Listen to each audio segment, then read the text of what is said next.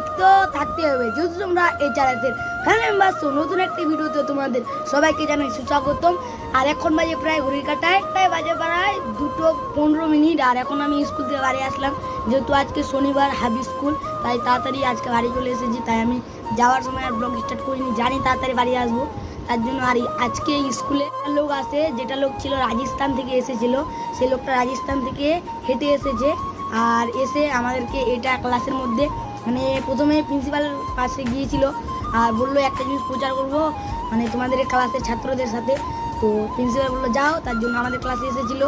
আর এসে বললো মানে এই জিনিসটার কথা বললো। আমাদের ক্লাসে এসে বলে এটা একটা হাতের কালা, মানে এটা দিয়ে সুই দিয়ে মানে এখানে সুতা ভরতে হয়, তারপরে মানে কী যেন করতে হয় সেখান থেকে, মানে তোমরা যেটা ইচ্ছা আঁকতে পারো। তো তার জন্য আমি ভাবলাম নিয়ে নিই, বাড়িতে গিয়ে করবো, একটু বড় করবো। তো চলো তোমরা ব্লগটা কন্টিনিউ দেখতে থাকো। A few moments later.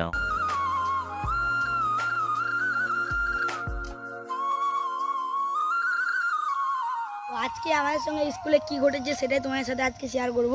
তো সবুজ যে আছে না, সবুজকে ওর জেঠিমা বললো তোর জেঠুকে ডাকে নিয়ে আয়, তো ও গেলো এখন ওইদিকে। তো আমি তোমাদের সাথে সেটাই শেয়ার করছি।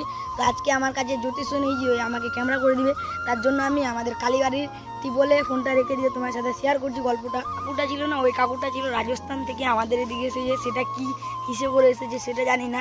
তো সেটা আমাদেরকে কাকু বলেছিল, সেটা হলো একটা হাতের কালা, এটা কোনো জাদু না, এটা হলো একটা কালা যেটা হাত দিয়ে আমাদেরকেই মানে পোস্টারের মতো তোমার যা ইচ্ছা প্রথমে পেন দিয়ে লিখে দিতে হবে, তারপরে সুতো দিয়ে গুঁততে হবে। যেমন কি আমরা প্যান্ট কাপড় সেলাই করি, তো ঠিক তেমনইভাবে মানে সেলাই করতে হবে। তো তার জন্য সেটা এখন আমরা মানে সবুজ আর আমি বাড়িতে গিয়ে করবো, তো তোমার সাথে সেটাও শেয়ার করবো। তো চলো আগে বাড়িতে গিয়ে তোমার সাথে ব্লগটা কন্টিনিউ করছি। সো গাইস, ওই দিক থেকে এসে ঘুমিয়ে গিয়েছিলাম, তার জন্য আর ব্লগটা কন্টিনিউ করিনি। আর এখন যাবো একটু ওইদিকে, তো চলো ডাইরেক্ট ওইদিকে গিয়ে ব্লগটা কন্টিনিউ করছি। এখন ফ্রেশ ট্রেশ হবো, সন্ধ্যা প্রায় হয়ে গেছে। আর এখন খাচ্ছি আম মুড়ি। তো চলো আগে খেয়ে নিই, তারপর তোমার সাথে ব্লগটা কন্টিনিউ করছি। এই ব্লগটা কিন্তু কালকের, আর আমি আজকে সকালে ব্লগটা কন্টিনিউ করছি। আর দেখো এখানে মা করছে রান্না।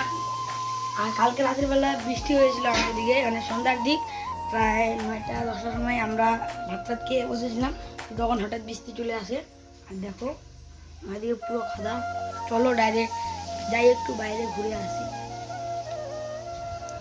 ফার্স্টে ফ্যান এবং লাইট বন্ধ করে দিলাম, এবার চলো বাইরে।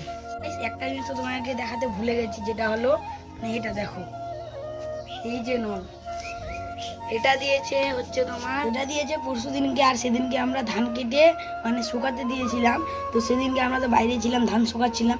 তো সেদিনকে হঠাৎ এসে গর্ত করে ওটা দিয়ে গেছে, ওটা দিয়েছে সরকার থেকে। তো ওটাতে পানি দিবে, এখন আবার দিবে না, মানে যেখানে আমাদের মানে শীতলাপুরে মানে সেটার অরিজিনাল গ্রামের নাম হলো শীতলাগাঁও। তো আমরা ওটাকে বলি শীতলাপুর। তো শীতলাপুরে মানে যে পানি ট্যাঙ্কিটা আছে না, তো সেটাতে এখনও কাজ চলছে। কাজ যখন হয়ে যাবে তারপরে কিন্তু পানি দিবে, এখনও অনেকই কাজ বাকি আছে, 2-3 মাসের মধ্যে দিয়ে দিবে। তো তোমাদের দেখতে পাবা ব্লগে, কেন আমি এখন তো ডেলি ব্লগ করছি, তো হয়তো তোমরা দেখতে পাবা, যেটা করছি তোমার সাথে সেটাই শেয়ার করছি। তো ভাই তোমরা সাপোর্ট করছো না, কালকের ব্লগে মাত্র 20 জন ভিউ, তোমরা তো তাও ভাই 100 ভিউ করতে পারো, তো তোমরা করো। তো যাই হোক না কেন, আজকে ব্লগটা এখান থেকে এন্ড করছি। ব্লগটা যদি একটু হলেও ভালো লেগে থাকে তাহলে কিন্তু লাইক কমেন্ট শেয়ার সাবস্ক্রাইব করে দিও। দেখা হচ্ছে পরের দিন সকাল 10টার সময়, তখন থেকে টেক করবেন। Love you.